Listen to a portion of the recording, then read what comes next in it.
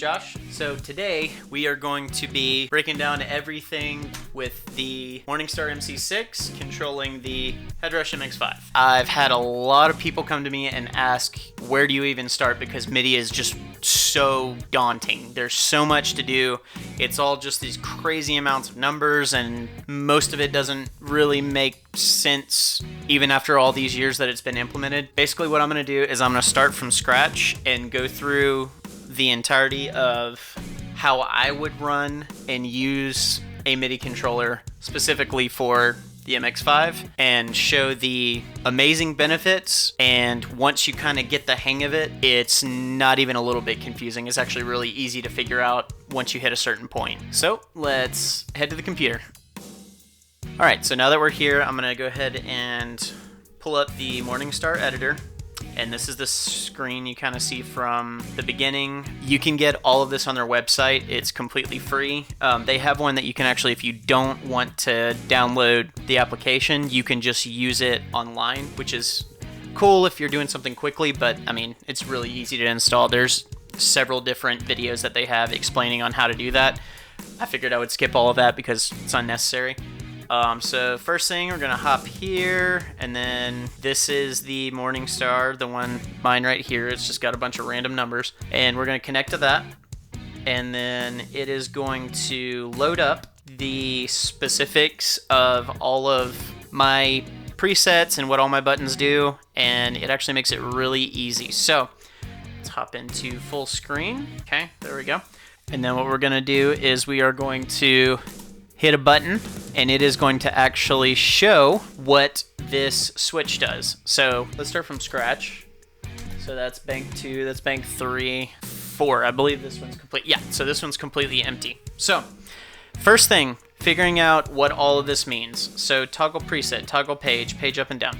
Okay, so what we want, if we're running it the way that I would want to at least. So what we're gonna do is we're gonna go to press option, and then the type. So this is what this button press is actually going to do. So as you can see, literally from the start, we have, this is important, PC program change message and CC control change message. So what those two different means, a program change, you think of it as a more of a broad spectrum thing. Maybe if you want to go to the scenes page, you could technically do that with a program change message. With a CC control change message, it's narrowed to one action at a time. So that's what we want to do. We want this to be a CC message. So we're going to do CC. Now, here's all these numbers. What does that mean? Okay, so first of all, you always have to check. So the channel is important. That can throw everything completely out of whack and it just not work.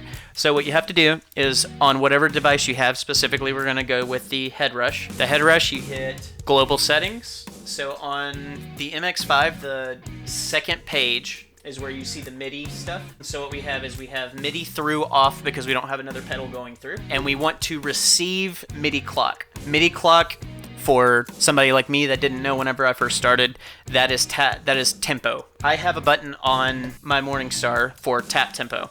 This is for situations if we get off the click, I can still tap in the tempo and we can still stay together and we're all good. Or if something's off the cuff and we have to do it really quick, I can run over, click it in, and then I'm good to go. So that's what receive MIDI clock means. And then MIDI channel. So on mine, it is set to channel 1. And then if you look on the screen here, same thing is sent to channel 1. So what that means is that this will actually, on channel 1, this is where it starts to get complicated. If you do multiple channels for multiple buttons or presets or banks, what you're doing is, let's say if I had a Big Sky, that's a popular one, on this board somewhere, I could set that specific pedal to MIDI channel 2. The same button can send two completely messages from the same press at once, meaning on channel 1 we send a control change message of 63, and then on channel 2 we send a control change message of 45. So what that does is the channels narrows what you're telling specific things to do, and then the control change, the CC numbers,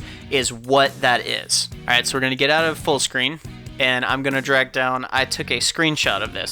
So what this is, you'll need to go to, and you can use this for a reference, it's really easy. Okay, so the digital manual for the MX5, you download that. And what you're looking for is external MIDI control is the name of it. And what this is we talked about CC numbers.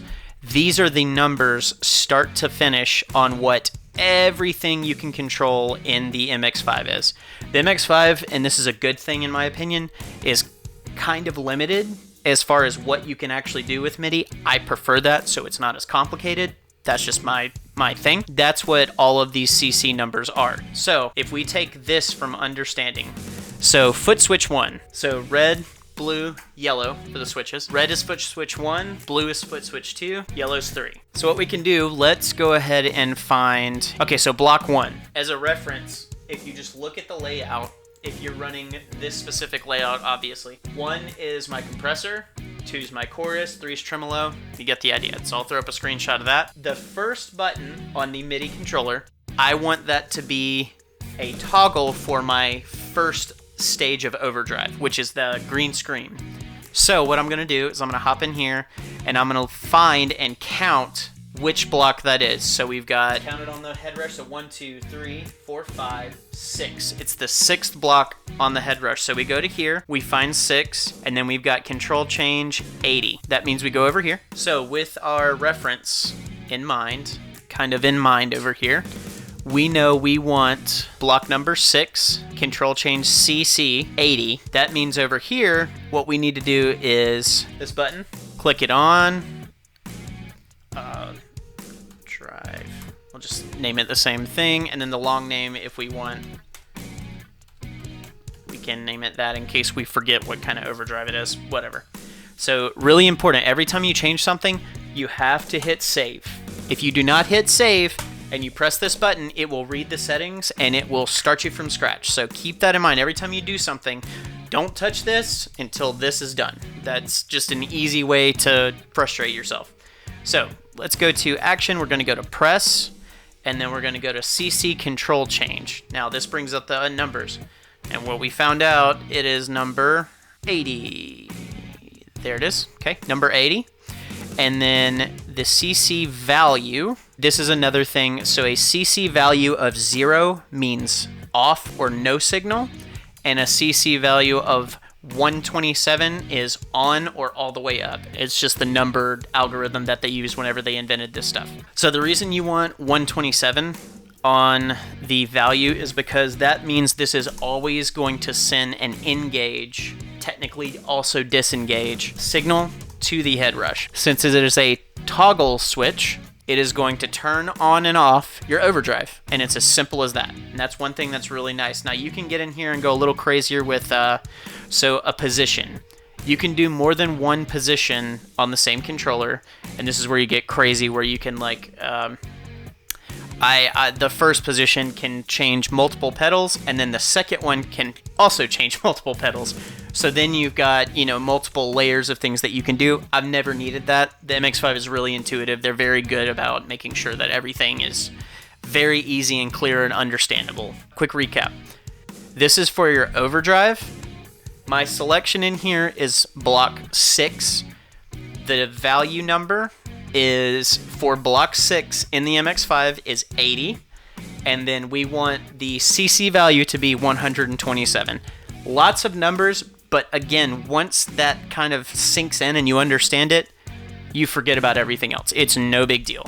So now what I would like to do, I want to send, let's say we want to send MIDI clock or tap tempo. The C button is the bottom right, it's out of the way, and I always know what it is. So let's hit that button. It pops into here and shows you where it is. So preset C.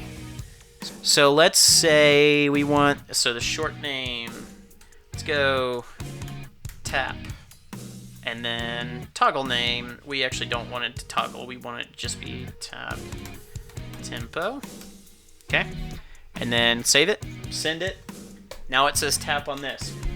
So what I want to do is I want to send a control change message of press, obviously. So here's the difference, is that this is one of those buttons that's going to be a little more weird to find. So in the miscellaneous tab, whenever you pull up this, it's going to be MIDI clock and MIDI clock tap. We're going to go to MIDI clock tap, save it and send it. Now it's gonna have my tap tempo. So right now it's 160 point whatever, and then you slow it down. Now it's at 66. So that's that done. So now at this point, hop here, we have our overdrive turning on and off, and we have tap tempo rolling. Now we're already at the bones of knowing pretty much everything that you can do with this. Let's go ahead and fill out the presets. Let's say, all right, so this one's our drive. Yeah, so let's have this top left button. Let's say, so that's the letter D. And we want that to be chorus. So let's say, what number is that? That's gonna be block number 2 on my layout. So that means CC number 76. So let's go here, press CC, and then the CC number is 76 right here, and then the value, we're gonna crank it to 127 being on, and then chorus, I don't know, there doesn't really need to be a toggle name, but it does, and then we'll just send that over. And now turning on and off the chorus pedal. One more because we feel like it. Tremolo. Hop back over here. So my trim is the 3rd block. So that means 1, 2, 3, 77. Press, control change, 77, and then crank the value. And then short name is trim, toggle name, same thing, doesn't really matter. And then trim, send it over.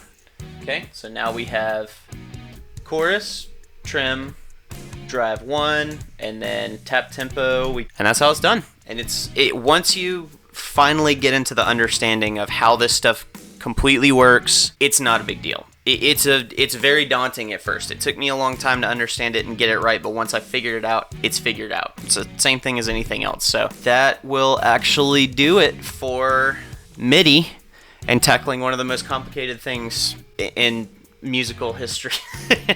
Thank you guys for checking this out. Thanks for sticking through. I know this stuff is way overly complicated for a lot of reasons, but it's just the technology that we have. So I appreciate all the support. You guys have been awesome. Hope you find this super helpful, and I will catch y'all in the next one. See ya.